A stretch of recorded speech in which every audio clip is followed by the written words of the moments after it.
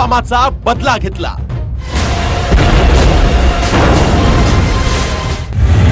मोदींनी शब्द खरा केला। मिराज 2000 विमानांनी 1000 किलोचे बॉम्ब फेकले।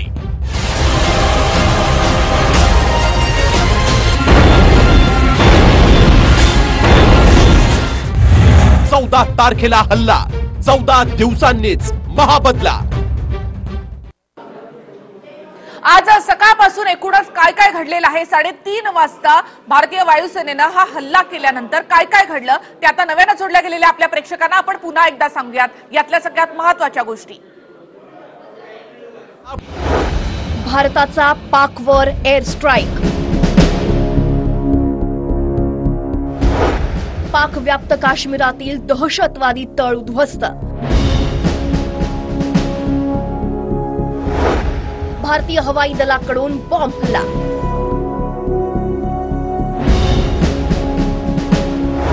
साडेतीनच्या सुमारास भारतीय हवाई दलाची मोठी कामगिरी।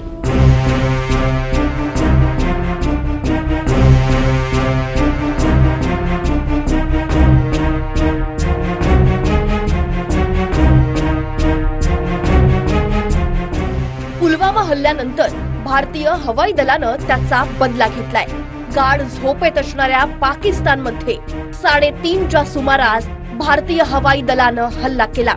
कारगिल युद्धात कामगिरी बजावणाऱ्या मिरज 2000च्या सहाय्यानं 1000 किलोचे अनेक बॉम्ब हे बॉम्बचे हल्ले दहशतवादी तळावर करण्यात आले।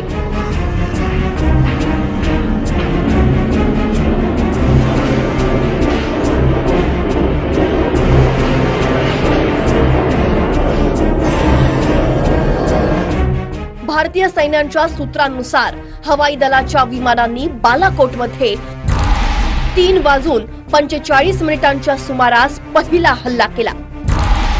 त्यानंतर मुझफ्फराबादमध्ये 3:48 सुमारास दुसरा हल्ला, तर चकोटीमध्ये 3:58 तिसरा हल्ला केलाय। केल, शारदी, दूधमियाल, अदमुमम, जुरा, लिपा, पिसिबीबान चॅम, काटली, कुरीरेटा आणि मंडर भागात जैश ए मोहम्मदचे दहशतवादी तळ होते। अवघ्या 21 मिनिटात भारतीय सैन्यानं या सर्व तळांवर बॉम्ब हल्ला करत ते उद्ध्वस्त केले।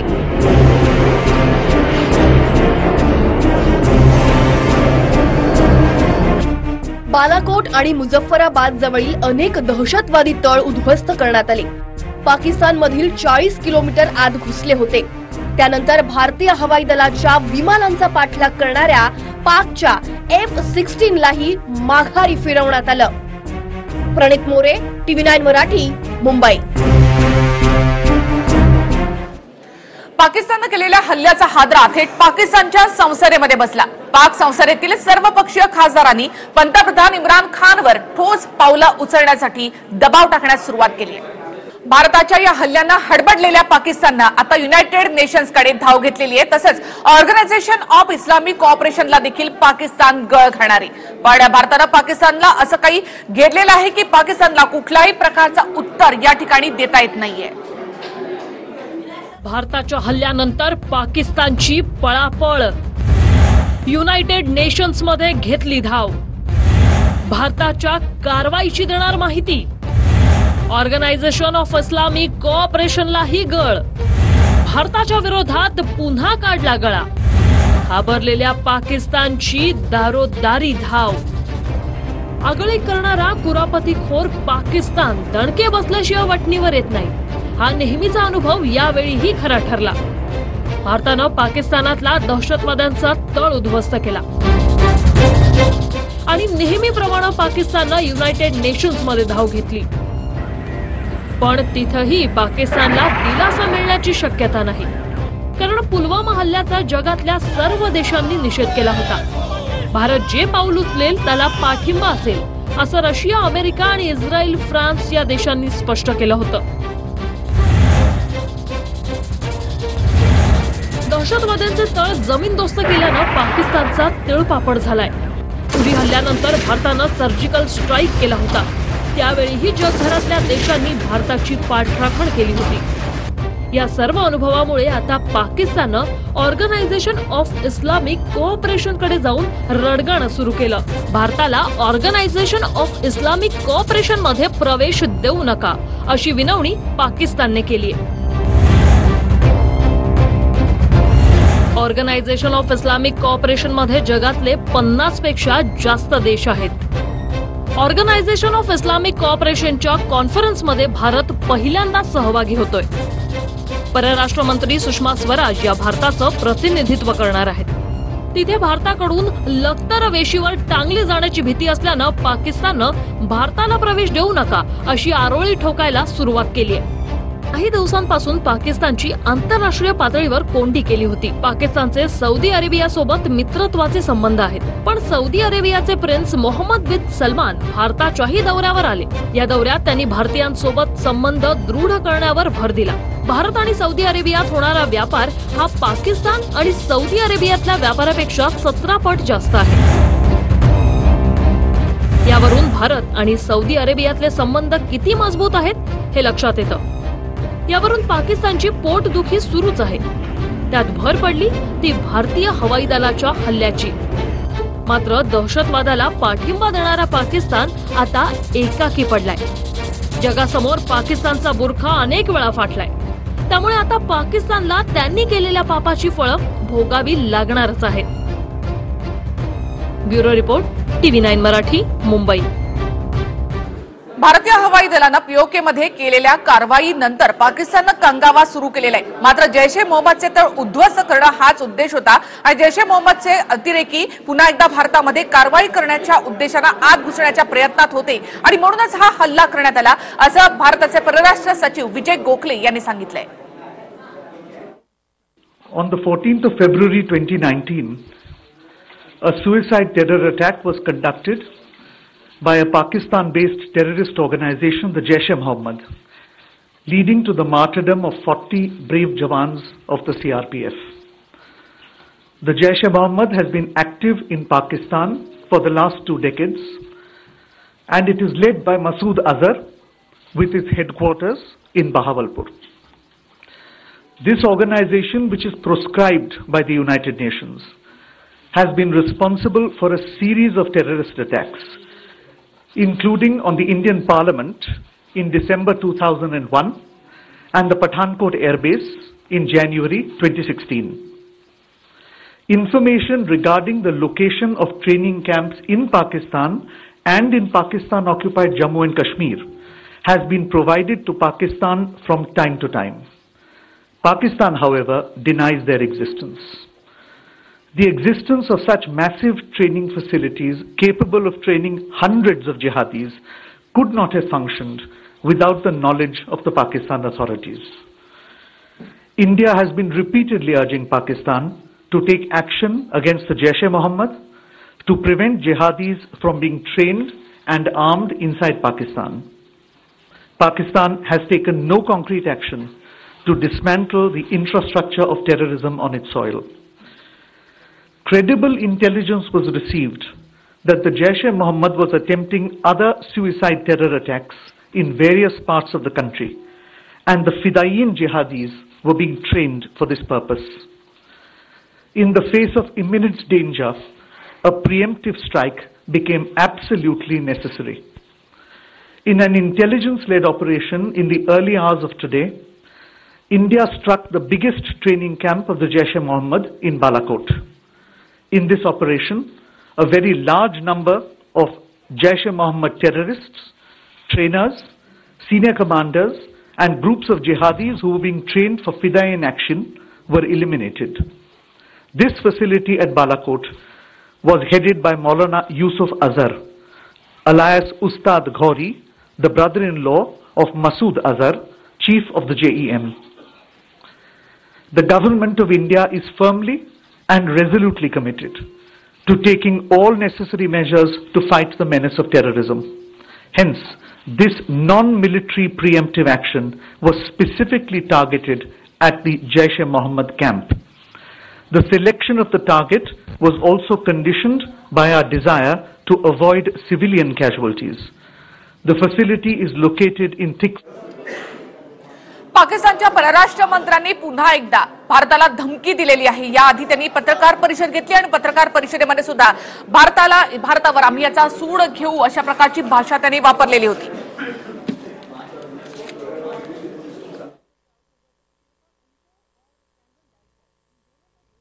सौगंध मुझे इस मिट्टी की,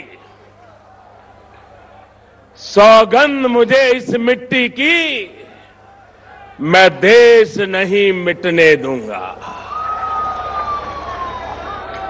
जाग रहा है देश मेरा,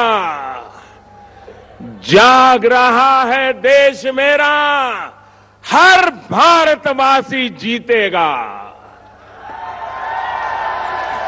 जाग रहा है देश मेरा, हर भारतवासी जीतेगा। सौगंध मुझे इस मिट्टी की, मैं देश नहीं मिटने दूंगा।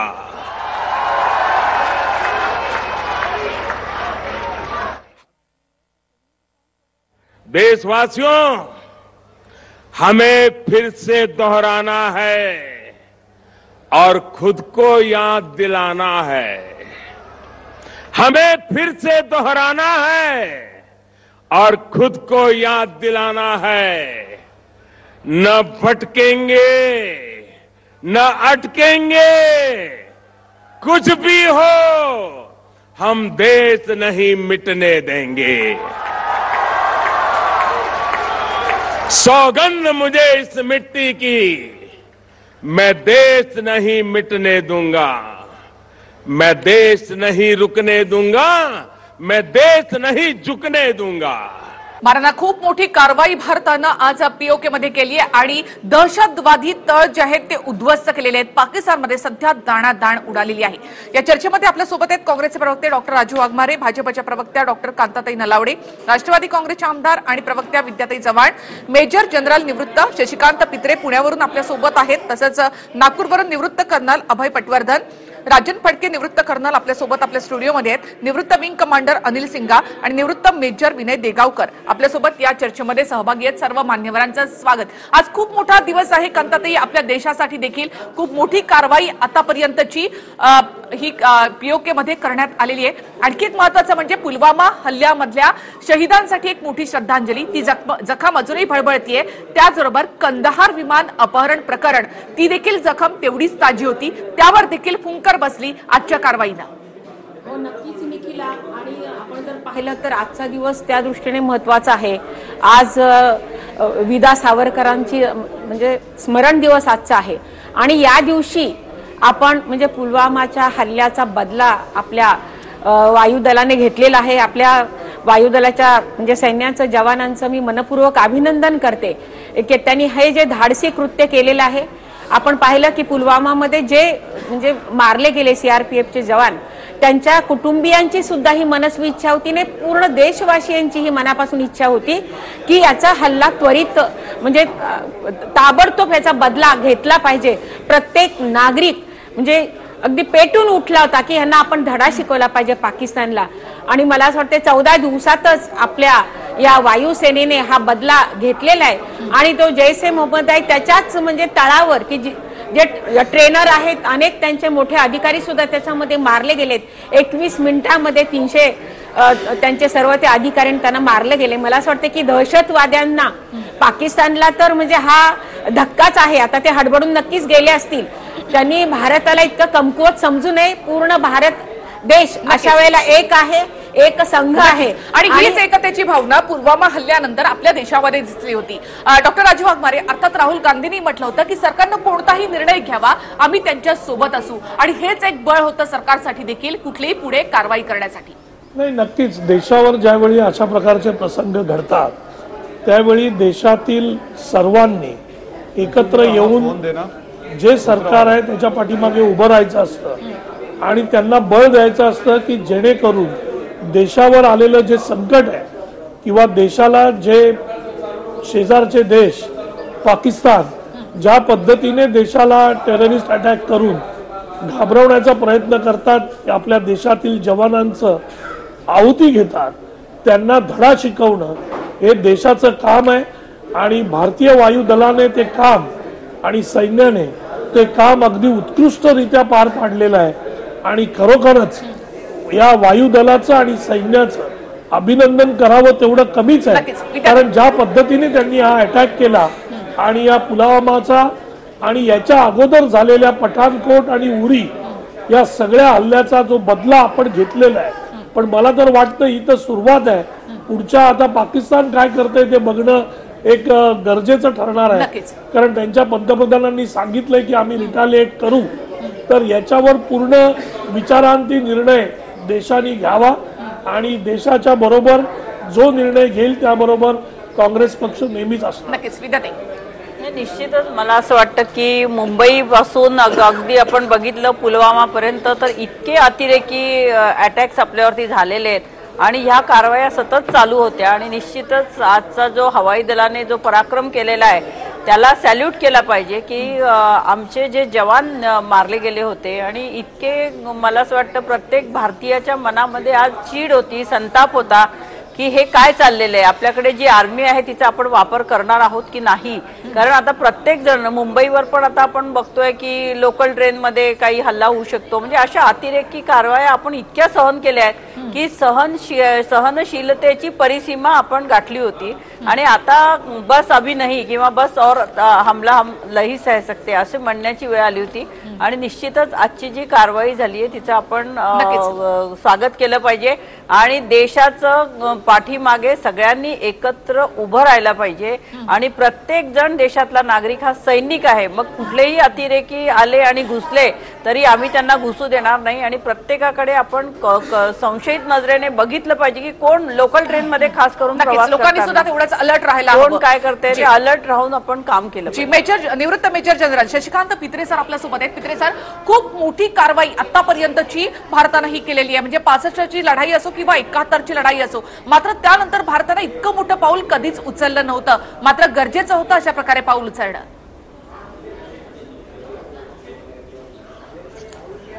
भारतानं असं कधी पाऊल उचललं नव्हतं हे जरा म्हणणं चुकीचं ठरेल. आपल्याला ठाऊक आहे की 2 वर्षापूर्वी आपण एक सर्जिकल स्ट्राईक केलेला होता आणि ज्याच्यात अनेक किमान 18 ते 20 लोक आपण मारले गेलेले होते. हा दुसरा स्ट्राईक आहे.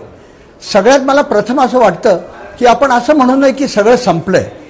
हा केवळ एक, जसं पंतप्रधानांनी एक वचन दिलं होतं की ज्यांनी हे कर्म केलेलं आहे त्यांना आम्ही शिक्षा देऊ, हा त्यातला एक भाग आहे.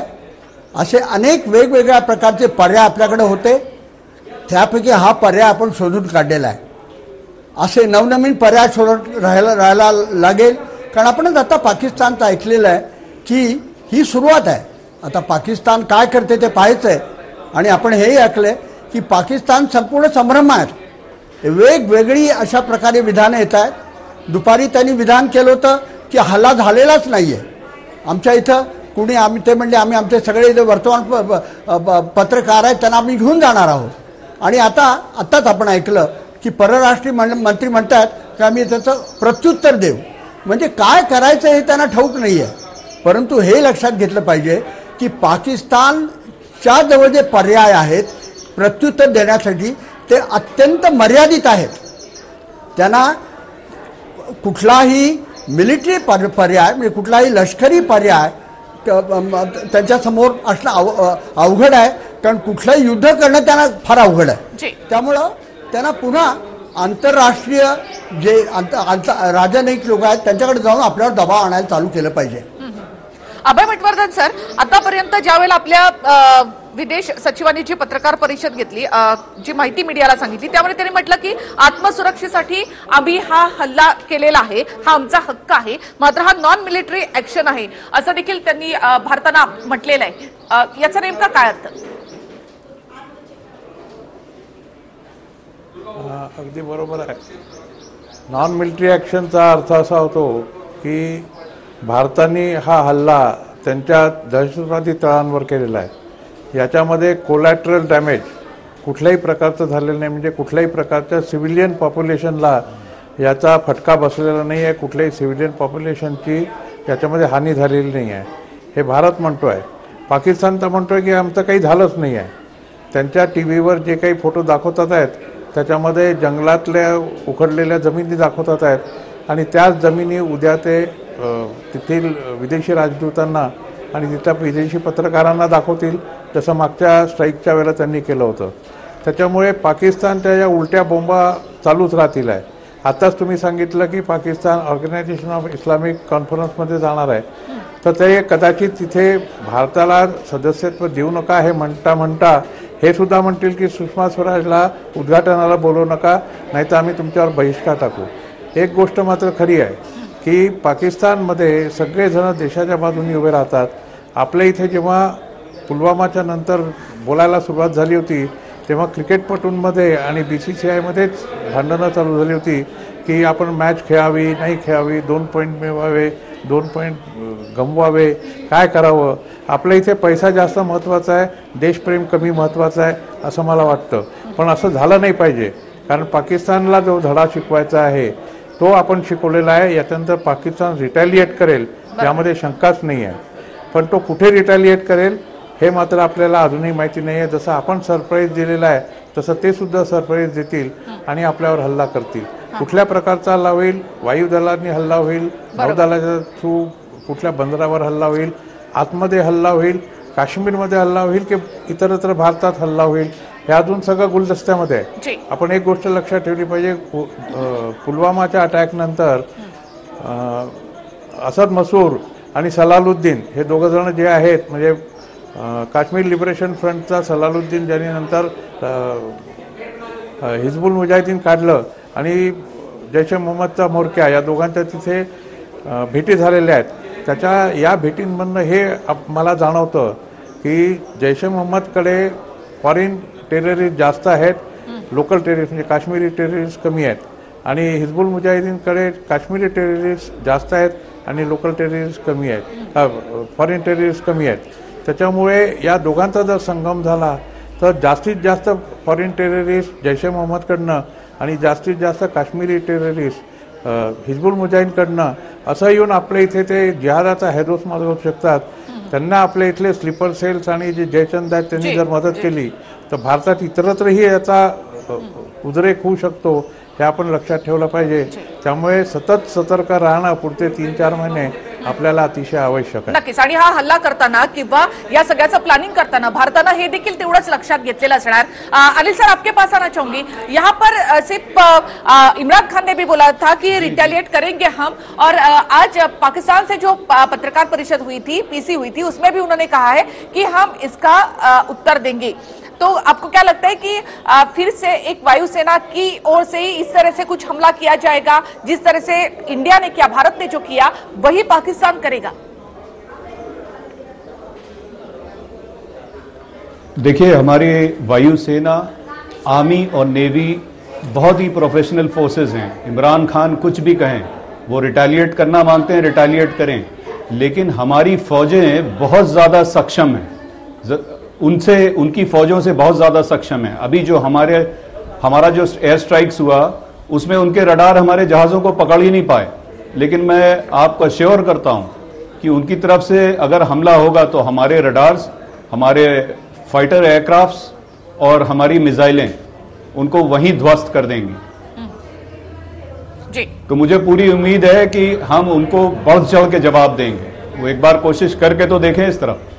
नक्कीच. आणि आपण आपल्या 2 क्षेपणास्त्रांची चाचणी देखील केलेली आहे. एक प्रकारे पाकिस्तानला तो इशाराच आहे की तुम्ही प्रत्युत्तर देण्याचा कुठेही प्रयत्न करू नका. देगावकर साहेब, आता पटवर्धन सरांनी आणि सिंगा सरांनी जे मत मांडलं त्यालाच थोडं पुढे मी घेऊन जातो. पाकिस्तान काय प्रत्युत्तर देईल याच्यासाठी त्यांच्याकडे खूप लिमिटेड पर्याय आहेत. आपण जे हल्ले केले त्याचं फार कॅटेगरिकली म्हटलेलं ही नॉन मिलिटरी ॲक्शन आहे. म्हणजे जे अतिरेकी तिथे तळ होते त्या तळांवर आपण हल्ला केलेला आहे, कुठल्याही सिव्हिलियन किंवा त्यांच्या मिलिटरी बेसिसवर आपण हल्ला केलेला नाही. त्यामुळे पाकिस्तान जेव्हा प्रत्युत्तर देईल तेव्हा त्यांना इथे तसा कुठला मिलिटरी बेस किंवा सिव्हिलियन एरिया याच्या व्यतिरिक्त तिसरी कुठली जागाच असणार नाही की ज्याच्यावर ते हल्ला करू शकतील. मग त्या ठिकाणी त्यांच्याकडे डायरेक्ट मिलिटरी ॲक्शन हा पर्यायच उपलब्ध नाही आहे. त्यामुळे त्यांना कुठेतरी ज्या कुरापती आत्तापर्यंत ते करत आलेले तशा प्रकारच्या कुरापती करत राहणं याच्याशिवाय दुसरा पर्याय नाही. डायरेक्ट ॲक्शन घ्यायला गेले तर त्यांच्यावर येणारं इंटरनॅशनल प्रेशर हे भारतावर येण्यापेक्षा कितीतरी पटीने जास्त असणार आहे. त्यामुळे तेवढी हिंमत ते नक्कीच करू शकणार नाही. आज त्यांना कुठेतरी लोकल लेवलला जे त्यांचे स्लीपर सेल जास्त ऍक्टिव्हेट करणं गरजेचं आहे ते करण्याचा प्रयत्न करतील. त्या दृष्टीने आपली खरं तर जबाबदारी आज खूप वाढलेली आहे. सर्वसामान्य नागरिकांपासून ते सर्व जणांची जबाबदारी खूप वाढलेली आहे. ती जबाबदारी आपण नक्की पाळणं फार खूप महत्त्वाचं सांगितलं तुम्ही की आता सर्वसामान्य लोकांची जबाबदारी खूप वाढलेली आहे. आणि आपल्या मुंबई पाकिस्तानवरील या हल्ल्यानंतर मुंबईमध्ये देखील आता सुरक्षा वाढवण्यात आलेली आहे. कारण मुंबई नेहमीच हाय अलर्टवर असते. लोकल ट्रेन आणि रेल्वे स्टेशनवर सध्या आता कसून तपासणी देखील केली जाते. लोकल ट्रेन मधले हल्ले आतापर्यंत आपण विसरू शकलेलो नाही आहोत आणि त्यामुळेच गर्दीच्या ठिकाणांवर अतिरेकी लक्ष करू शकतात. जसं म्हटलं की इकडचे स्लीपर सेल जे आहेत ते अतिरेकी ऍक्टिव्हेट करू शकतात आणि त्यांच्यापासून धोका जास्त आहे. पाकिस्तान डायरेक्ट हल्ला किती करेल याविषयी शंका असेल, मात्र जैश ए मोहम्मद, हिजबुल असो यांच्याकडून स्लीपर सेल ऍक्टिव्हेट केले जातील आणि त्यामुळेच मुंबईमध्ये देखील सुरक्षा वाढवण्यात आलेली आहे. आमच्या प्रतिनिधीनं काय एकूणच आढावा घेतलेला या सगळ्याचा ते देखील आपण पाहूया. भारतीय वायुसेनेने केलेली कारवाई ही तितकीच अभिमानास्पद आहे, कारण थेट पाकव्याप्त काश्मीरमध्येच ही कारवाई करण्यात आली होती. त्यामुळे संपूर्ण भारतभरातून कौतुक केलं जात आहे. तसंच सगळ्यात महत्त्वाचा बाब म्हणजे जरी कौतुक केलं असलं तरी देखील आता तणाव देखील मोठ्या प्रमाणावरती वाढणार आहे आणि त्यामुळे भारतभरातल्या बऱ्याच मोठमोठ्या शहरांमध्ये गजबजलेल्या ठिकाणी अलर्ट जारी करण्यात आलेला आहे. दादर हा देखील अशाच प्रकारचा एक अलर्ट जारी करण्यात आलेला परिसर आहे, कारण मोठ्या संख्येने लोकांची रहदारी असते, प्रवाशांचा राबता असतो. 3.5 लाखापर्यंत प्रवासी हे दररोज ये-जा करत असतात, प्रवास करत असतात आणि दरम्यानच्या काळामध्ये कोणत्याही प्रकारे अनुचित प्रकार घडू नये आणि लोकांना देखील सुरक्षा त्यांची राखली जावी यासाठी दादर पोलीस येणाऱ्या जाणाऱ्या प्रवाशांची कसून चौकशी करतायत. येणाऱ्या जाण्याच्या बॅग तपासल्या जात आहेत आणि त्यानंतर सगळ्यांना सोडलं जात आहे, कारण अलर्ट जारी करण्यात आले आहेत. म्हणून हा पोलीस बंदोबस्त जागोजागी तैनात केलेला पाहायला मिळतोय. कॅमेरा पर्सन संतोष कदमसह सुमित सावंत, TV9 मराठी, मुंबई. पीओके मध्ये भारतीय हवाई दलानं केलेल्या या हल्ल्यानंतर तरीही आपण सतर्कता कायम ठेवलेली आहे. जसं आपण म्हटलं की आपण नौदलानं आपली पाणबुडी तयार ठेवलेली होती, सुखोई विमानं आपण तयार ठेवली होती, तसंच आज कच्छमध्ये पाकिस्तानचा एक ड्रोन जो आहे तो देखील पाडण्यात आलेला आहे. ही थेट दृश्य आपण पाहतोय ही कच्छमधली आहेत. कच्छमध्ये हे पाकिस्तानचा ड्रोन या भागामध्ये फिरत होता. हा ड्रोन देखील आपण पाडण्यामध्ये यशस्वी झालेलो आहोत. पाकिस्तानमधून हल्ला जर झाला तर तो या बाजूने देखील होऊ शकतो. कच्छचं जे वाळवंट आहे त्या भागामधून पाकिस्तानी सैन्य घुसू शकतं किंवा तिथून हल्ला होऊ शकतो किंवा मग समुद्री मार्गे हल्ला होऊ शकतो, अशी देखील एक शक्यता आहे. मात्र आपण पूर्णपणे तयारीमध्ये आहोत आणि आज पाकिस्तानचा ड्रोन आपण कच्छमध्ये अशा प्रकारे पाडलेला आहे. आपल्यासोबत शशिकांत पित्रे सर आहेत. पित्रे सर, आता आपण पाहिलं कच्छमध्ये आपण पाकिस्तानचा ड्रोन पाडलेला आहे. भारत अजून किती सज्ज आहे? कारण आताच आपण पाहिलं की मुंबईमधली सुरक्षा देखील वाढवण्यात आली. हे लक्षात घेतलं पाहिजे की तुम्ही जेव्हा सैन्याचे 3 अंग पाहता, स्थलसेना, वायुसेना आणि नौसेना, या तिन्ही अंगात भारत अत्यंत सक्षम आणि अत्यंत सशक्त आहे. नौसेनेची जर तुम्ही विचार केलात तर भारतीय नौसेना ही संपूर्ण हिंद महासागरातली सगळ्यात मोठी नौसेना आहे आणि पाकिस्तान त्याच्या तुलनेने अत्यंत छोटं दल आहे. वायुसेनाचे तुम्ही आता आज त्यांची कामगिरी पाहिली आणि जसं आता सांगितलं की आपले जे रडार्स आहेत, आपल्या ज्या एअर डिफेन्स आहे ते पाकिस्तान भेदू शकत नाही. आम्ही त्यांचे भेदू शकतो कारण आपले अवॅक्स वगैरे जे आहेत त्यांच्या करवी आपण त्याचं भेदू शकू. जोपर्यंत स्थलसेनेचा प्रश्न आहे तो आपली स्थलसेना पाकिस्तानच्या पेक्षा निश्चितच सरस आहे, सबल आहे आणि पाकिस्तान स्थलसेनेमार्गे कुठेही हल्ला करणं अत्यंत अवघड आहे. आता आपण जसं म्हटला कच्छमधून 1965 त्यांनी कच्छमधून हल्ला केलेला होता, पण त्यानंतर आता त्या बाजूला आपले सगळे सैनिक तैनात आहेत. त्यामुळे मला नाही वाटत की पाकिस्तान खरोखर, जसं मी आपल्याला सांगितलं की पाकिस्तान संभ्रमात आहे, कारण त्यांच्या पुढचे पर्याय अत्यंत कमी आणि सर्वात महत्त्वाचं म्हणजे पाकिस्तानकडं जे एक दीर्घ काळाकरता युद्ध करण्यासाठी त्यांच्याकडं ना धन आहे, ना पेट्रोल आहे, ना दारुगोळा आहे. त्यामुळं असं युद्ध करणं त्यांच्या संपूर्ण काळेबाहेरचं आहे. त्यामुळं पाकिस्तान आता काय प्रत्युत्तर देत आहे आणि काय शोधून काढते ते आपण आता पाहू. नक्कीच सर. आणि आताची आणखी एक महत्वाची बातमी ती म्हणजे भारताच्या हवाई हल्ल्यानंतर पाकिस्तानने जी काही दरपोक्ती केलेली आहे त्यावरून पाकिस्तानची अक्षरशः सोशल मीडियावर खिल्ली उडवली जाते. काय एकूणच सोशल मीडियावर सध्या सुरू आहे, कोणता हॅशटॅग सुरू आहे ते देखील आपण या ठिकाणी पाहणार आहोत. मात्र सध्या तरी सोशल मीडियावर पाकिस्तानची अक्षरशः खिल्ली उडवली जाते. इम्रान खान याची देखील खिल्ली उडवली जाते. त्याचबरोबर आज पाकिस्तानच्या खासदारांना जे म्हटलं की शेम शेम, अर्थात त्यांनी भारतानं पाकिस्तानची इज्जत लुटली, यावर देखील सोशल मीडियावर सध्या प्रतिक्रिया येत आहेत. गुरुवारी 14 फेब्रुवारी रोजी पुलवामात पाक पुरस्कृत भ्याड दहशतवादी हल्ला झाला होता. यात भारताचे 40 जवान सुद्धा शहीद झाले होते आणि तेव्हापासूनच भारतीयांच्या मनात बदल्याची भावना होती. त्यानंतर भारतीय हवाई दलानं 26 फेब्रुवारी रोजी पहाटे 3:30च्या सुमारास पाकिस्तानमधील बालाकोट भागातील जैश ए मोहम्मद या दहशतवादी संघटनेच्या तळावर हल्ला केला. बदल्याची भावना प्रत्यक्षात उतरल्यानं भारतीयांचा आनंद गगनात मावेनासा झाला. सकाळपासूनच संपूर्ण मीडिया, प्रत्येक जण सोशल मीडियावरती ॲक्टिव्ह झालेला आहे, दुप्पट तिप्पट ॲक्टिव्ह झालेला आहे. आणि आज पहाटेच्या हल्ल्यानंतर आता पाकिस्तान कशा प्रकारे बदला घेईल याची खिल्ली उडवण्यात आलेली आहे. आपण पाहतो 2 व्हीलरवरती मिसाईलचा वापर करून प्रतिकृती तयार करून पाकिस्तानला टार्गेट केलं जात आहे, तर कुठे आपल्या वायुदलाचं कौतुक सुद्धा केलं जात आहे. आणि पाकिस्तान झोपलेला असताना आपण त्यावरती अटक केला, त्याची सुद्धा खिल्ली उडवली गेली आहे सोशल मीडियावरती. कुठे कौतुक केलं जात आहे, तर कुठे आपल्या वायुदलावरती कौतुक करून पाकिस्तानवरती हल्ला आणि टोमणे त्यावर चढवले जात आहेत. आणि हेच एक मोठं साधन म्हणता येईल सामान्यांसाठी की त्यांना सुद्धा सोशल मीडियाच्या माध्यमातून व्यक्त होतात आणि आपल्या देशाप्रती भावना व्यक्त करतायत. इतकी मोठी कारवाई केल्यानंतर खरं तर कुठलंही राजकारण यामध्ये करायला नको, अर्थात विरोधी पक्षही करत नाहीये. मात्र राजकारणाचा मुद्दा हा येतोच, कारण हा हवाई हल्ला केल्यानंतर पंतप्रधान नरेंद्र मोदी यांनी या संदर्भामध्ये जे वक्तव्य केलं ते चुरू इथल्या रॅलीमध्ये. मला राजू वाघमारे तुमच्याकडे यायचंय. सोशल मीडियावर हा सगळा ट्रेंड पाहता आणि मोदींना मिळणारे हे सगळे प्लस पॉइंट पाहता काय वाटतं विरोधी पक्षाला? याच्यात प्लस पॉइंट वगैरे हा काही राजकारणाचा प्रकार नाही आहे. ज्या देशावर आपल्या हल्ला झाला पुलवामाचा, आज पठाणकोट नंतर पुरी नंतर पुलवामा हे 2 हल्ले झाले. आज 3ऱ्या हल्ल्यानंतर आपण आज हा रिटालिएट करून पाकिस्तानला धडा शिकवतोय. सैन्याने एवढं चांगलं काम केलंय, त्याच्यामुळे इथे राजकारणाचा कुठे प्रश्न येत नाही. आज सगळ्या देशाचा प्रश्न आहे. देशावर ज्यावेळी हल्ला होतो त्यावेळी संपूर्ण देश हा एकत्रपणे देशाच्या पंतप्रधान आणि सरकार आणि सैन्याच्या पाठीमागे ठामपणे उभा आहे. त्याच्यामुळे ही जी कारवाई आहे ती काही एकट्या मोदींची नाही किंवा एकट्या बीजेपीची नाही, ही कारवाई देशाची आहे, सैन्याची आहे, आपल्या सगळ्यांची आहे. आणि आपल्या सगळ्यांच्या त्या भावना होत्या की कोणत्याही परिस्थितीत पाकिस्तानला धडा शिकवायला पाहिजे आणि तो धडा आपण शिकवलेला आहे. आणि ही अभिमानाची गोष्ट आहे प्रत्येक भारतीयांसाठी.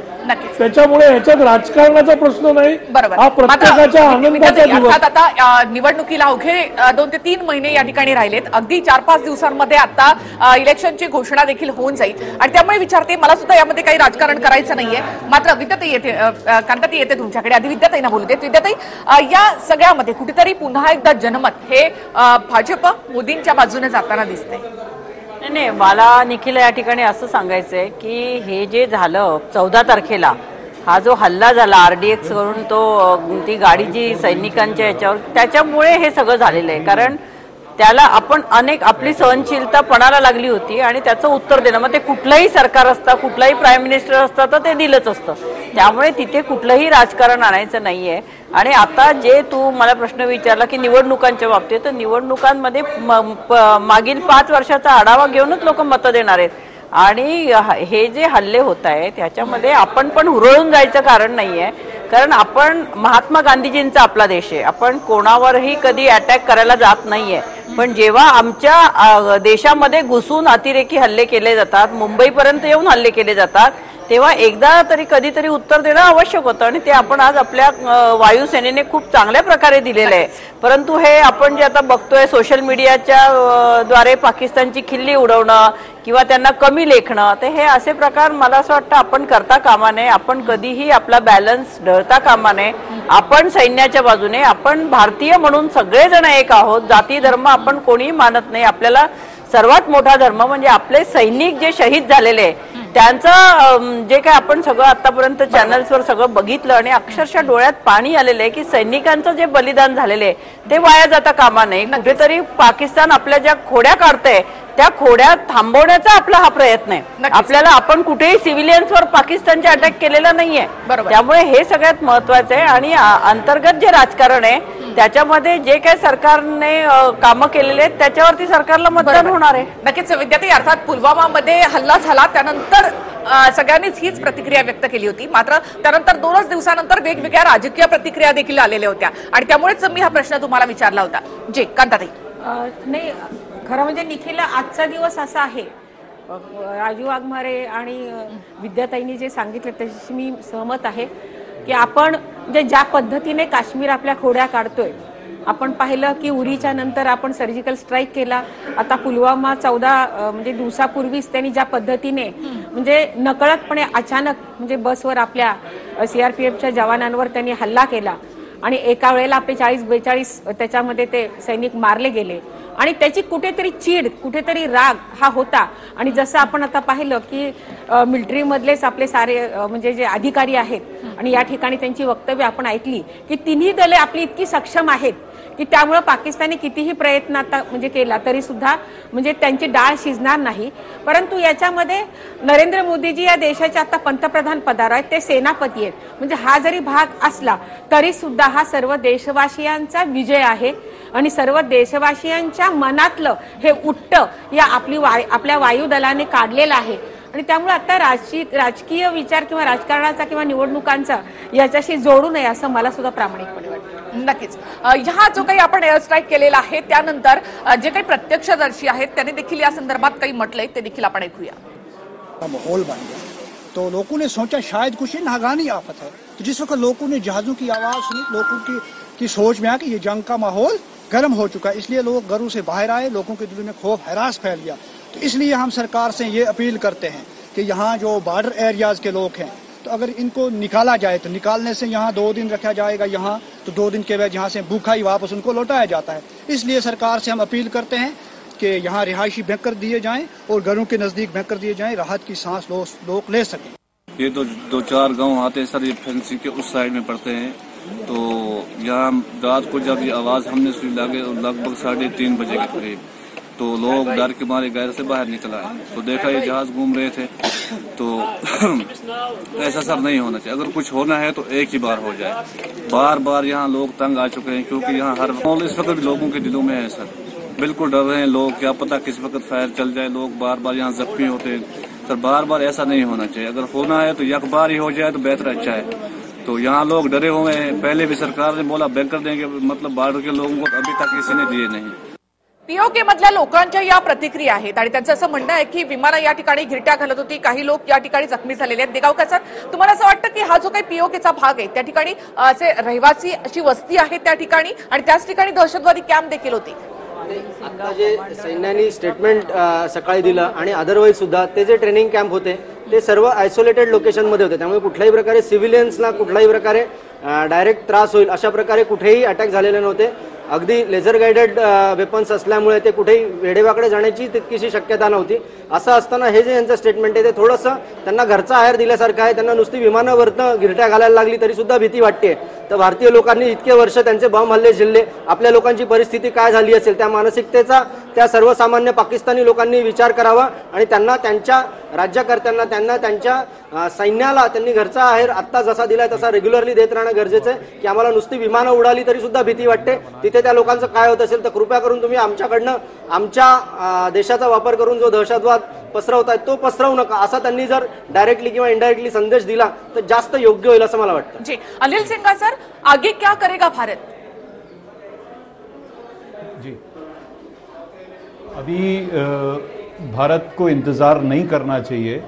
मैं कहता हूँ जो एडवांटेज मिला है फर्स्ट स्ट्राइक का इसको परस्यू करना चाहिए और पाकिस्तान को इस मुकाम पे ले आना चाहिए कि पाकिस्तान कहे कि हम संधि करना मांगते हैं आपसे और हम इन टेररिस्ट को रोकेंगे अपने यहाँ, क्योंकि यही हमारा पॉलिटिकल ऑब्जेक्टिव है. तो मैं नहीं समझता हूं कि अभी रुक जाना चाहिए, ये तो शुरुआत है सिर्फ जो अभी हुआ है। भारत को प्रेस ऑन करना चाहिए। जी शशिकांत पित्रे सर, आता आपण पाहिलं की पूंछ भागात, मेंढर भागामध्ये प्रचंड फायरिंग सुरू झालेली आहे पाकिस्तानी लष्कराकडून। वारंवार सीज फायरचं उल्लंघन या ठिकाणी केलं जात आहे। आता तर पाकिस्तान चौताळलेलं आहे। हे तुम्ही प्रचंड वगैरे असे शब्द वापरण्याचे कारण नाही हो। जेव्हा जेव्हा अशी कुठलीही गोष्ट होते तेव्हा तेव्हा LOCवर दोन्ही बाजूने फायरिंग चालू होतं, हे लक्षात घ्या की आपणही फायर करत असणार आहे। याबद्दल जास्त याची काही अशा प्रकारे तिखटमीठ लावण्याचं काही कारण नाही आहे, निश्चित हे होणार आहे। आता आपली LOC जी आहे ती काही दिवस तरी अस्वस्थ राहणार आहे।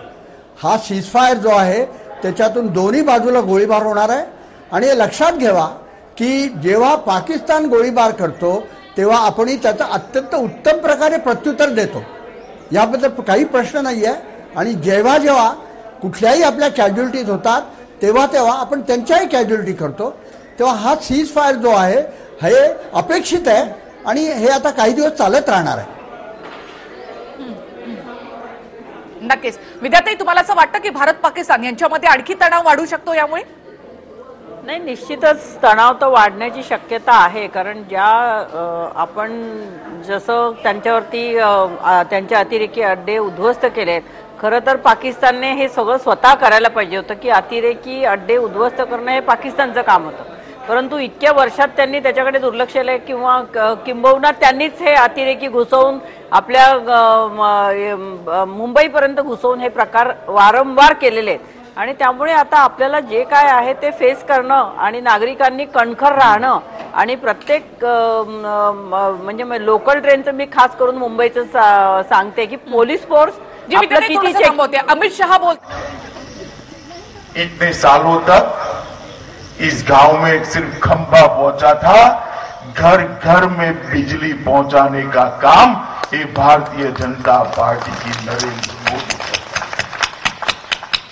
और ये जो कमल ज्योति संकल्प अभियान गाजीपुर जिले से हम इसलिए शुरू किए हैं कि महाराजा सोहेल देव की भूमि है और ये गाजीपुर वीर अब्दुल हमीद की भूमि। अर्थात अमित शहा या स्ट्राईक संदर्भामध्ये जेव्हा बोलतील, या हल्ल्या संदर्भात बोलतील, तेव्हा आपण पुन्हा एकदा तिथे जाणार आहोत। वेगवेगळ्या रॅलीज अमित शहा आणि नरेंद्र मोदी यांनी आपल्या सुरू ठेवलेल्या आहेत। जी विद्यार्थी, मला तेच म्हणायचं होतं की प्रत्येक नागरिकाने, खास करून मुंबईत जे लोकल ट्रेनने आपण आत्ताच आपल्याला हाय अलर्टचं बघितलं आपण की पोलीस सगळीकडे पुरू शकत नाहीत, पोलीस तर त्यांची ड्युटी करतील, पण प्रत्येक नागरिकाने जेव्हा लोकलमध्ये इतकी प्रचंड गर्दी असते की अशा याच्यामध्ये कोणी काही सीट खाली सामान किंवा वरती रॅकवर काही बॅग आणून ठेवली आणि ते उतरून चालताना दिसले किंवा सामान ठेवलं तर त्या नागरिकाला आपणच अटकलं पाहिजे, आपणच बघितलं पाहिजे की हा कोण आहे, कारण सर्वसाधारण लोक जाणारे ट्रेनमध्ये जे जाणारे असतात ते ओळखतात एकमेकांना चेहऱ्याने, बोलत जरी नसले तरी। तर हे आपण प्रत्येकाने स्वतःने सैनिक समजून हे सगळं केलं पाहिजे आणि अशा प्रकारच्या बॅग्स घेऊन किंवा काही सामान ठेवणं। परवा एसटी मध्ये आपल्या इथे बॉम्ब मिळाला, तर हे नागरिकांचं खूप कर्तव्य आहे की अलर्ट राहणं आणि आपण स्वतःला आपणही या देशाचे रक्षक आहोत हे समजून काम करत राहणं। किती अलर्ट नाही, आपल्याला अलर्ट राहावंच लागणार आहे, कारण पाकिस्तान आपल्या बरोबर डायरेक्ट युद्ध करू शकत नाही। 4 वेळा युद्ध झाली, 4ही युद्धांमध्ये आपण पाकिस्तानला हरवलेलं आहे, म्हणजे अगदी पूर्णपणे त्यांना नेस्तनाबूत केलेलं आहे। त्याच्यामुळे ते युद्ध करणार नाहीत, मग ते काय करणार तर अशा प्रकारचे टेररिस्ट अटॅक करणार। तर आपल्याला खूपच अलर्ट राहायला पाहिजे आणि प्रत्येक नागरिकाचं हे काम आहे की त्यांनी आपले डोळे कान अगदी व्यवस्थित उघडे ठेवून एक लक्ष देऊन अलर्ट प्रत्येकाने भूमिका बजावली पाहिजे। आणि गर्दीच्या ठिकाणी खास करून रेल्वे स्टेशन, शाळा, एखादे समारंभ, पब्लिक मीटिंग्स, या सगळ्या ठिकाणी आपण प्रत्येकाने अलर्ट राहणं हे प्रत्येक नागरिकाचं कर्तव्य आहे आणि ते आपण पार पाडलं पाहिजे। कांताताई, 2 दिवसांपूर्वी ट्रम्पनी असं म्हटलं होतं की भारत आणि पाकिस्तान यांच्यामधला दबाव म्हणजे एकूणच तणाव वाढत चाललेला आहे। जी कांताताई येते, अमित शहा बोलतायत। तड़के बड़े सवेरे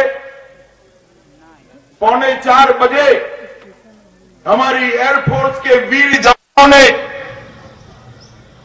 पाकिस्तान की भूमि पर, पाक ऑक्यूपाई कश्मीर की भूमि पर जो आतंकवादी छिप कर बैठे थे, वो आतंकवादी देश के अंदर घुसकर देश का नुकसान न कर सके, इसके लिए इन पर एयर स्ट्राइक कर उनका खात्मा करने का काम हमारे एयरफोर्स के जवानों ने। अमित शहा यांचं हे वक्तव्य आपण इथे ऐकलं की हवाई दलानं केलेल्या या हल्ल्यानंतर त्यांचं पहिल्यांदाच आलेलं हे वक्तव्य. कांताताई, अर्थात ट्रम्पने जसं म्हटलं होतं की भारत आणि पाकिस्तान यांच्यामधला दबाव वाढत चाललाय, असं काही आपण पाहिलं इम्रान खान याच्यावर तिकडचा राजकीय दबाव देखील वाढत चाललेला आहे की भारताला प्रत्युत्तर द्या. असं वाटतं का की पाकिस्तान अशा प्रकारे चुकीचं काहीतरी पाऊल उचलेल? माझा इशारा कुठे आहे तुम्हाला देखील कळतो. नाही, पण पाकिस्तान चुकीचं पाऊल म्हणजे तेवढं डेअरिंग आणि तेवढी क्षमता त्यांच्याकडे आता राहिलेली नाही. आपण पाहिलं की इम्रान खान स्वतः आता वेगवेगळ्या म्हणजे देशांमध्ये जातात की आर्थिक मदतीसाठी. नंबर 1. नंबर 2, आता कोणी प्रवक्त्यांनी सांगितलं की ते छोटे छोटे म्हणजे अशा खोड्या काढण्याचं काम करतील. आणि आता म्हणजे हे पुलवामाचं आपण जे सूड आज घेतलेलं आहे त्याच्यानंतर आपली भारतीय सेना सुद्धा अलर्ट आहे.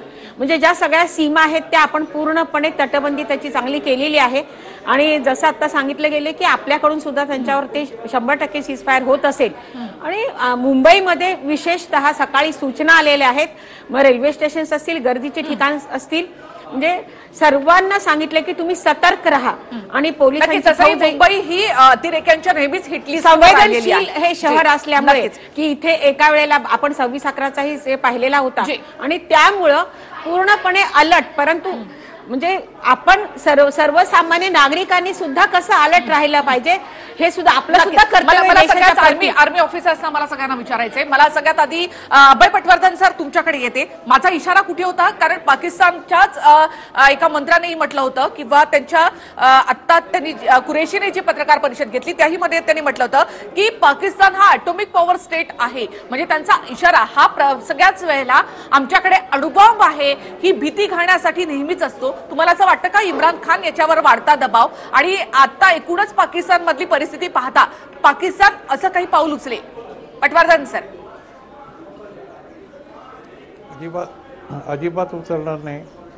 पाकिस्तान हा आपल्याला नेहमीच ही धमकी देत आलेला आहे. 2001 पासून त्यांनी हे चालू केलं होतं धमकी देणं. कारगिलच्या वेळेला धमकी देणं चालू केलं होतं. त्यावेळेला वाजपेयींना सांगण्यात आलं होतं की जर तुम्ही LOC क्रॉस केली तर पाकिस्तान कदाचित अणुबॉम्बचा इस्तेमाल करेल आहे. त्याच्यानंतर 2001 मध्ये सुद्धा पराक्रमच्या वेळेला त्यांना हेच सांगण्यात आलं होतं. 2008 मध्ये हेच सांगण्यात आलं होतं. 2016 मध्ये सुद्धा हेच सांगण्यात आलं होतं. पण प्रत्येक वेळेला पाकिस्तान आपल्याला ज्याला आम्ही म्हणतो टू कॉल द ब्लफ, असं आपण यावेळेला त्यांचं we have call their bluff. आपण उरीच्या हल्ल्याच्या नंतर जो सर्जिकल स्ट्राईक केला त्यावेळेला आपण त्यांचे सगळे निर्बंध झुगारून आपण तो स्ट्राईक केला होता. पण तो सेनेचा स्ट्राईक होता. LOCच्या 3 ते 4 किलोमीटर आतमध्ये होता. पण हा स्ट्राईक LOCच्या crow flight 40 kilometre nautical mile म्हणजे 60 किलोमीटरच्या आतमध्ये झालेला आहे. आणि रस्त्यांनी जर गेलं तर जवळपास 150 किलोमीटरच्या आतमध्ये झालेला आहे. आणि त्याच्यामुळे याचं महत्त्व फार जास्त आहे. दुसरं म्हणजे आपण याच्यामध्ये वायुसेनेचा वापर केला जो गेले 50 वर्ष झालेला नव्हता. त्यामुळे पाकिस्तानच्या अणुयुद्धाच्या धमकीला आपण अजिबात घाबरणार नाही. पाकिस्तानला सुद्धा हे माहिती आहे की त्यांनी 1 किंवा 2 अणुबॉम्ब टाकले तर आपले 1-2 शहरं बर्बाद होतील. पण जी आपली रिटॅलिएटरी पॉवर आहे त्याच्यामुळे पूर्ण पाकिस्तान बर्बाद होऊन जाईल. कारण 2 आहेत त्याच्यामध्ये. पाकिस्तानकडे डिलिव्हरी सिस्टीम ज्या आहेत अणुबॉम्ब टाकायच्या त्या छोट्या आहेत, म्हणजे कमी पल्ल्याच्या आहेत. 100 ते 125 किलोमीटरपर्यंत त्यांचे अणुबॉम्ब जाऊ शकतात.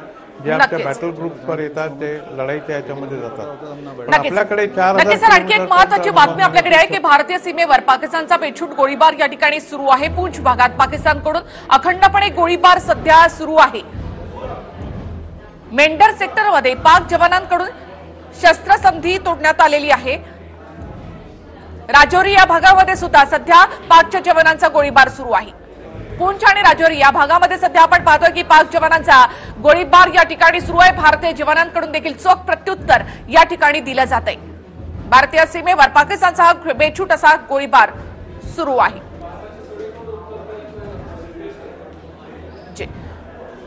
देगावकर सर, या सगळ्यामध्ये आता पहिलं राजौरी आणि पूंछ या भागामध्ये हा गोळीबार सुरू आहे. मगाशी पित्रे सर म्हणाले की हे नॉर्मल आहे, कारण नेहमीच अशा प्रकारचा हा गोळीबार या ठिकाणी होत असतो आणि भारतीय लष्कर देखील इथे चोख प्रत्युत्तर देत असतं. मात्र आता पाकिस्तानची एकूणच अवस्था जर पाहिली तर हे नेमकं काय चाललंय?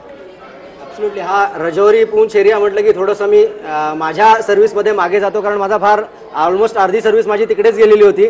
आणि राजौरी आणि पूंछ याच्या मधोमध असलेली जी बिंबर गली म्हणून प्राईम एक पास आहे, त्या गल्ली that is the most important point in that tactical location. तिकडनं एक रस्ता मेंढरला जातो, एक पूंछला जातो आणि एक राजौरीला जातो. तिकडनं जे आपल्याकडे सर्व्हेलन्स सिस्टम्स लागलेले आहेत त्याच्यामध्ये फक्त ते गोळीबारच करू शकतात एवढं आपल्याकडे सर्व्हेलन्स सिस्टम आहे. त्याच्या व्यतिरिक्त ते काही करू शकत नाही. आणि त्या गोळीबाराला त्याच्यापेक्षा कित्येक पटीने जास्त उत्तर देण्याची आपल्याकडे कॅपॅसिटी जी आपण कायम देत असतो. हे गोळीबार काही आज नाही झालेले, हे आधीही होत आलेले आहेत. आत्ता त्याचं महत्त्व जास्त वाटतं किंवा त्यांनी त्याची ग्रॅव्हिटी जास्त वाढवली, कारण आज आपण त्यांच्यावर एक प्रिएम्प्टिव्ह प्रोएक्टिव्ह असा स्ट्राईक केलेला आहे, म्हणून त्यांनी त्याची ग्रॅव्हिटी जास्त वाढवलेली आहे. अदरवाईज हे छोटे छोटे त्यांच्याकडनं सीज फायर व्हायोलेशन रेग्युलरली होत आलेले आहेत आणि ज्याचं आपण कित्येक पटीने जास्त उत्तर देत आलेलो आहे. त्यामुळे त्याचं तितकंसं फारसं महत्व आपण देण्याची त्याला आवश्यकता नाही, जेणेकरून त्यांनाही म्हणजे पाकिस्तान एक प्रकारे एक फ्रस्ट्रेशन, पाकिस्तान फ्रस्ट्रेशन काढतोय. ऍब्सोल्युटली जी, नक्कीच. पटवर्धन सर, असं आहे निखिला की शत्रूला आपण कमी लेखता कामा नये कधी पण. हा जरी रुटीन गोळीबार असला तरी जसं मी मगाशी सांगितलं की अझर महमूद आणि सलालुद्दीन यांच्यामध्ये जे काही गाठभेट झालेली आहे आणि त्यांचा जो काही प्लॅन असेल त्याच्याप्रमाणे आता ते पाकिस्तान जो आहे तो या गोळीबाराच्या आवरणाखाली तिकडनं विदेशी जे जिहादी आहेत, पाकिस्तान आणि बाहेरची जिहादी म्हणजे इराक, इराण, अफगाणिस्तान इथले किंवा चेचन्या किंवा कझाकिस्तानवाले, ते सगळे जिहादी आता आपल्या इकडे घालवायचा तो म्हणजे आतमध्ये इन्फिल्ट्रेट करायचा ट्राय करतोय. आणि आपले लोकल आणि त्यांचे हे बाहेरचे जिहादी हे मिळून आपल्या इकडे हैदोस घालतील याच्यामध्ये काही शंका नाही आहे. त्यामुळे असल्या गोष्टींना लढ्यामध्ये कधी येत नाही. ही एक दहशतवादाची लढाई आहे.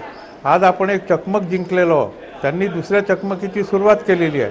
त्या सुरुवातीला आपण नजरअंदाज करून चालणार नाही, त्याच्याकडे आपलं पूर्ण लक्ष असलं पाहिजे. आणि आमच्यासारखे जे माझे जे इतर मित्र इथे उपस्थित आहेत त्या सगळ्यांना माहिती आहे की गोळीबाराच्या आवरणाखाली पाकिस्तान नेहमीच आपले दहशतवादी आमच्याकडे आणतं आणि असे दहशतवादी आता येऊ शकतात हे आपण लक्षात ठेवलं पाहिजे. हा साधा गोळीबार नव्हे, हे रुटीन गोळीबार जरी असला तरी याचं जे टायमिंग आहे ते टायमिंग इतकं महत्त्वाचं आहे की आणि तो एरिया इतका महत्त्वाचा आहे की त्या बेतार नाल्याच्या आतनं हे पूर्णच्या पूर्ण पूंछच्या साईडने आलेले जिहादी जे आहेत ते नाल्याच्या साईडने जम्मूच्या एरियामध्ये जाऊ शकतात. जे अधिक आपण माहितीसाठी थेट जाऊया जम्मूमध्ये. आपले प्रतिनिधी अंकित भट्ट यांच्याकडे. अंकित, अभी हमने देखा कि पूंछ राजौरी सब एरिया में अभी फायरिंग शुरू है. अभी हमारे पास जो भी लश्करी अधिकारी है यहाँ पर, आर्मी के ऑफिसर है, उनका कहना है कि यहाँ से जो जिहादी है ये जिहादी यहाँ से घुसेड़े जाएंगे और फिर से भारत पर एक अंदरूनी हमला करने की साजिश हो सकती है टेररिस्ट की. देखिए, मैं आपको बता दूं कि अब आ रही है हमारे पास जो सूत्रों के हवाले से खबर आ रही है, उनका कहना है कि राजौरी के अंदर खासकर नौशेरा सेक्टर जो है वहां पर जो पाकिस्तान है वो लगातार सीज फायर का उल्लंघन कर रहा है. और इस समय की जो ब्रेकिंग आ रही है वो ये है कि 120 mm का मोर्टार जो है वो पाकिस्तान की तरफ से लगातार इंडियन जो आर्मी है उस पर दागा जा रहा है. इंडियन आर्मी की जो पोस्ट्स है उस पर लगातार पाकिस्तान की तरफ से सीज फायर का उल्लंघन किया जा रहा है. और जो माहौल जम्मू कश्मीर के अंदर दिख रहा है इस समय वो काफी टेंस बना हुआ है, चिंता की स्थिति बनी हुई है, क्योंकि सुबह से ही जो खबरें आ रही थी वो कहीं ना कहीं हिंदुस्तान की जो जनता है उनको भले ही राहत मिली है कि हाँ पुलवामा अटैक का बदला ले लिया गया है, लेकिन जिस तरीके से पाकिस्तान जे सही अंकित, अर्थात पूंछ आणि राजौरी या भागामध्ये सध्या इकडे मोठ्या प्रमाणामध्ये फायरिंग सुरू आहे पाकिस्तानी जवानांकडून. अर्थात इथूनच अतिरेकी पुन्हा किंवा जिहादी घुसवले जातील हा धोका या ठिकाणी सगळ्यात मोठा आहे. यावर आपण जर पाहिलं सिव्हिलियनच्या याच्यावर तो हल्ला केलेलाच नव्हता. आपण जैश ए मोहम्मदच्या तळांवर आपण म्हणजे त्या ठिकाणी म्हणजे हल्ला झालेला आहे आणि ते त्यांचं नाकारण्याचं काम करतायत किंवा प्रूव्ह करण्याचा प्रयत्न करतात, परंतु ही पाकिस्तानची प्रत्येक हल्ल्यानंतर ही भूमिका राहिलेली आहे आणि प्रत्येक हल्ल्यानंतर मग जर असं होतं तर मगाशी संसदेमध्ये दाखवलं की त्यांचे सगळे खासदार त्या ठिकाणी काय सांगत होते की आपण काय केलं पाहिजे, ह्याचा आपण कसा म्हणजे त्याचं प्रत्युत्तर दिलं पाहिजे आणि मग तुम्ही एकीकडे अशा पद्धतीने नाकारताय, संसदेमध्ये असे चर्चा करता, त्यामुळे लोकांच्या लक्षात तुमचा खोटेपणा येतोय आणि आता काय या सगळ्या स्ट्राईकचे सर्जिकल स्ट्राईकचे वगैरे पुरावे देत बसायचं नाही. आता ते पाकिस्तान जे बोलतंय ते प्रत्येक वेळी तेच बोलत आलंय ना. आता आपण तर हल्ला केलेला आहे, आपण त्यांना उत्तर दिलेलं आहे, त्यांना काय बोलायचं ते त्यांचा प्रश्न आहे. देश आपण सगळे एक आहोत आणि आपण हल्ला केला, आपण त्याच्या पाठीमागे उभं राहायचं. आशा करते की कुठलाही विरोधी पक्ष सुद्धा या सगळ्याचे पुरावे मागणार नाही. जी शशिकांत पित्रे सर, मी तुमच्याकडे येते. इथे आता पाकिस्तानी लष्कराची जी काही पत्रकार परिषद झाली त्यामध्ये त्यांनी अर्थात अपेक्षित होतं ते हेच म्हणणार आणि भारताला शिव्या घालणार हे देखील आपल्याला माहिती आहे, पण आता या सगळ्याचे पुरावे द्यावे लागणार.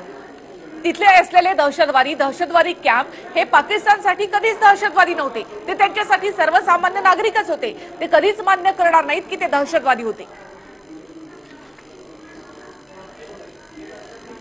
मला वाटतं आपण सगळ्यांनी 1-2 दिवस याच्यासाठी थांबवलं पाहिजे.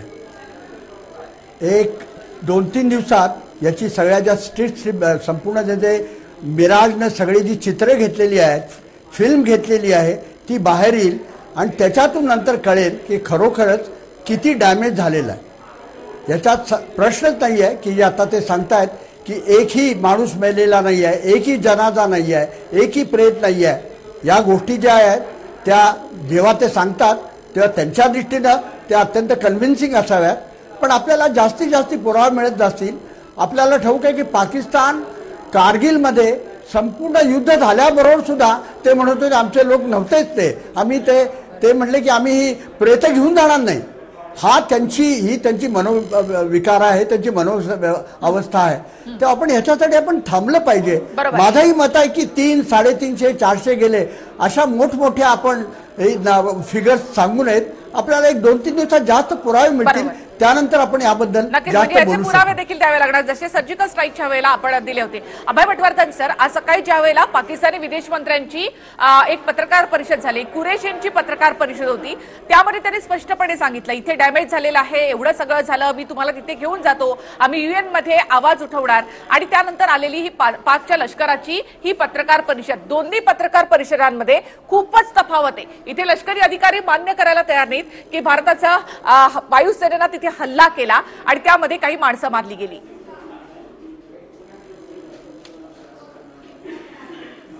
अगदी बरोबर आहे निखिला मॅडम, आपण म्हणताय ते हे जे पाकिस्ताननी आत्ता पत्रकार परिषद घेतलेली आहे त्यांच्या संरक्षण मंत्र्यांनी, हा एक आपण विचार केला पाहिजे की सकाळी 3 वाजेपासून ते संध्याकाळी 6 वाजेपर्यंत 15 तास त्यांना ही गोष्ट गुंफाय करता लागली.